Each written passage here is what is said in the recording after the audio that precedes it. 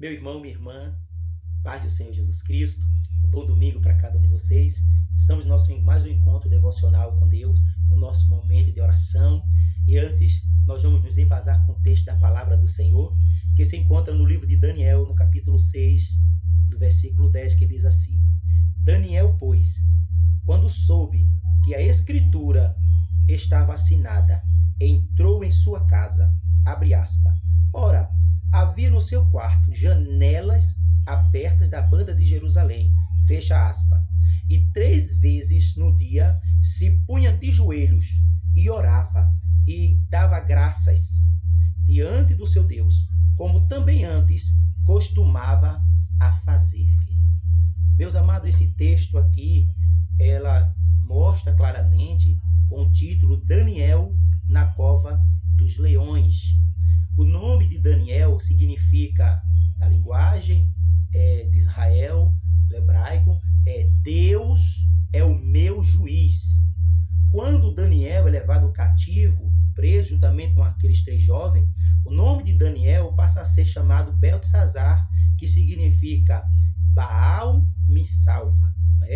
Como ele está na Babilônia, eles querem exaltar o Deus da Babilônia. Mas Daniel não se prostra, Daniel não se rende, Daniel não é corrompido juntamente com os 3 jovens e se mantém firme na presença do Senhor. Eis aí a importância de cada um dos pais por saber escolher o nome de seus filhos e entender o seu significado. E entender que desde o costume dos nossos pais, o nome é dado com o significado. O nome revela caráter.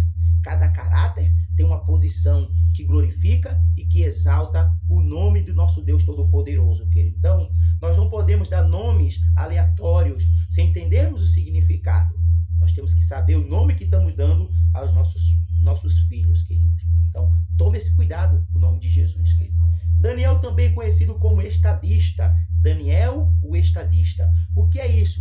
Ou o homem de Estado. Daniel é aquele que é colocado na Babilônia como cativo e depois é colocado como um dos principais para interceder, para desvendar sonhos, para orientar o lado espiritual, mas é um também que vai se envolver na área social e na área política de Israel, na área política da Babilônia. Então ele muda a forma de vista da Babilônia. O povo queria mudar Daniel, mas foi o contrário que aconteceu. Daniel, através de uma intimidade com Deus, de um momento com Deus, do seu devocional com Deus, ele mudou a forma do rei Dário ver. Então ele teve também intimidade e amizade com o rei Dário. Mas é um também que não negociava a sua comunhão com Deus. Entendeu? Você já vê a prova aqui nesse texto. Então, começou a surgir invejas. Prefeitos, senadores, governadores, pessoas de influência naquela região, e começou agora a ficar com inveja, com ciúme de Daniel, e começou a perseguir Daniel e a buscar falhas. O texto revela que eles buscavam uma falha em Daniel e não conseguia, porque Daniel era um homem de Deus e procurava sempre agradar ao Senhor e sempre desenvolver seu trabalho dentro daquilo que foi lhe dado.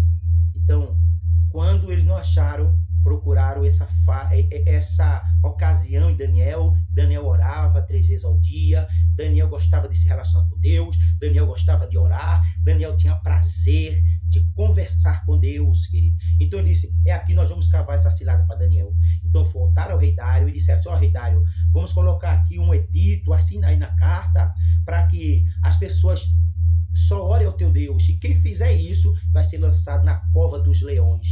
Então o rei Dário é levado, achou aquilo bonito, achou aquilo maravilhoso, é verdade, vamos fazer isso. Só que o povo estava uma cilada para Daniel e ele não entendeu isso aqui, que era uma cilada. Assinou. Logo levaram o edito para Daniel, as escrituras assinadas.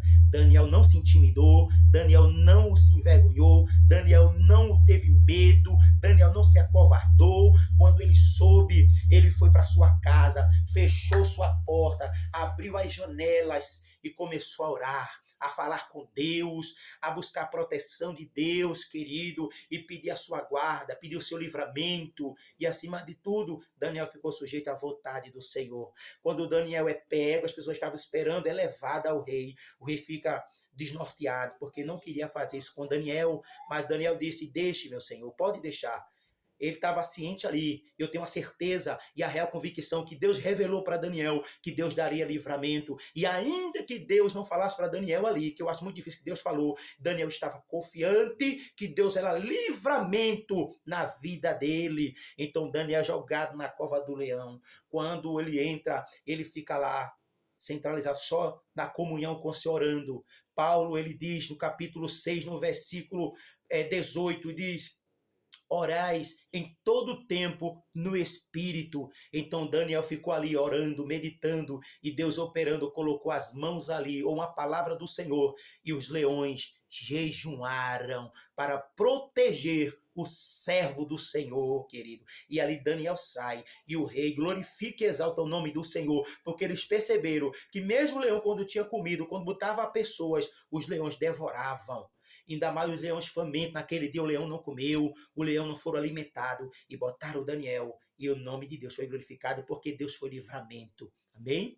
Então, esse texto aqui revela que Daniel tinha prazer de se relacionar com ele.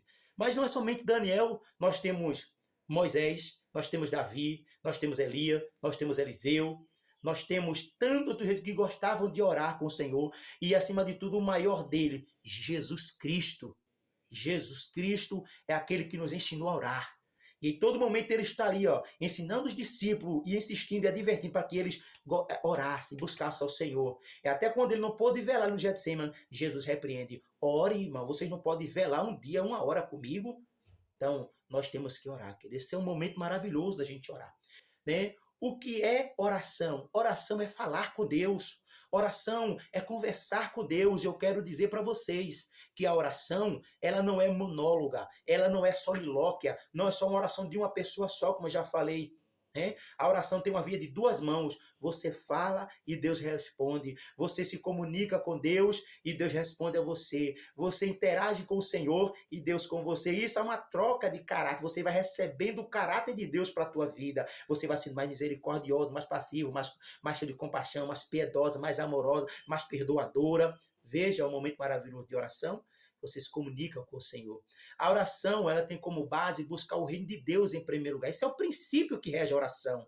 Buscar o reino de Deus em primeiro lugar. Outra coisa é que a oração, ela não é tipo uma receita de bolo, você já vem pronta com ela, você já vem gostando de orar, você já vem orando 3 vezes ao dia. Não, esse momento quem estabelece é você. Né? Se é um dia, se é 3, se é 4, se é 1 hora, se é 2 horas, é você que vai. Eu aconselho a você orar aos poucos. Senhor, acordando pela manhã, eu vou orar 10 minutos. Senhor, amanhã eu vou orar meia hora. E quando você vê, já está orando 1 hora, 2 horas, você já está reservando um dia. E aí é que vai o momento de devocional com Deus. O que é devocional? É aquele que reserva um tempo para falar com Deus, para se dedicar à oração, querido. Então, a oração traz muitos benefícios. E o maior benefício é o teu relacionamento com Deus, é você ter essa intimidade, para você ter esse caráter de Deus na tua vida. Por último, você usufrui das bênçãos, tanto celestiais quanto das materiais. Livramento, proteção e provisão, querido, né? As orações trazem isso. Eu quero dizer para você também que a oração, ela não tem posição, a oração não tem barreiras, né? A não ser que nós estejamos em pecado, a não ser que nós falhamos, e ainda assim, Deus nos ouve quando nós nos arrependamos, quando a gente se arrepende e a gente busca a presença de Deus. Tá bem? Deus aplique esta palavra no nosso coração. Então ore, né? Seja uma pessoa que ora. Estabeleça esse dia para você orar com o Senhor, né? Independente dos dias. Meu irmão, qual é o dia que eu tenho que orar? É você que escolhe, minha amada, meu amado, meu querido, minha querida, tá bom? Vamos orar rapidinho em nome de Jesus. Querido Deus, bendito e glorioso Pai, queremos te agradecer, Senhor, por este momento em tua presença.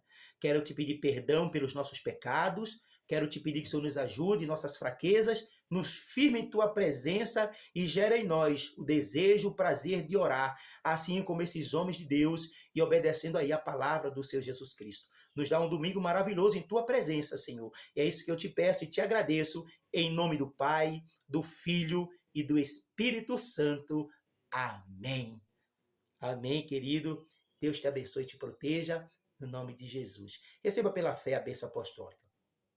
Que a graça de nosso Senhor e Salvador Jesus Cristo, o bendito e glorioso amor de Deus e as divinas consolações do Espírito Santo seja com todos vocês e cada um digam amém. Glória a Deus. Deus abençoe.